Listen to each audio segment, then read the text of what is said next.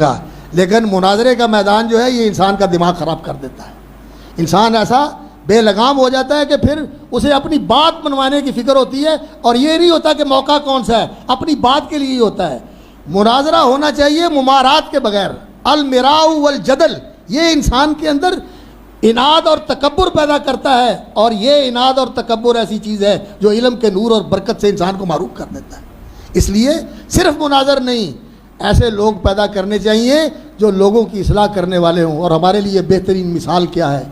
قاضی سلیمان رحمۃ اللہ علیہ کا تذکرہ کیا مولانا عمر فاروق سعیدی حافظہ اللہ نے.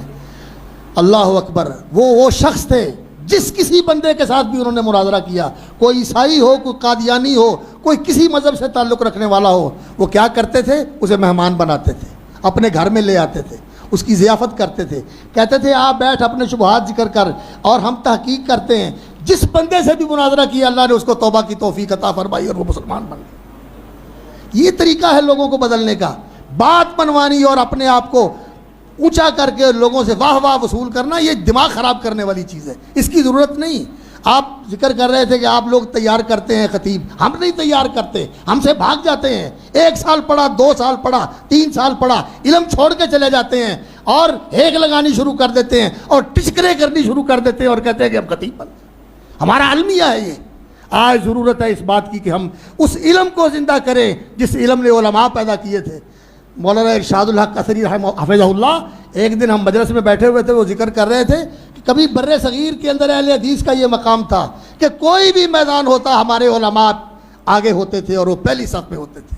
قادیانیوں سے مناظرہ ہو، شیعوں سے مناظرہ ہو، حنفیوں سے مناظرہ ہو، کہیں بھی کوئی مناظرہ ہو، اہل حدیث علماء آگے ہوتے تھے. حافظ عبداللہ غازی پوری اور حافظ احمد اللہ دہلوی اور اسی طرح میاں صاحب کے دوسرے شاگرد اور مولانا ثناء اللہ ابرسری رحمۃ اللہ علیہ، مولانا محمد حسین بٹالوی رحمۃ اللہ علیہ، کوئی ایک آدمی ہے. پوری لائن ہوتی تھی ہر میدان کے اندر. اور آج ہمارے پاس جو ہے نا، ہم علمی طور پر یتیم ہو چکے ہیں، علمی طور پر یتیم ہو چکے ہیں ہم.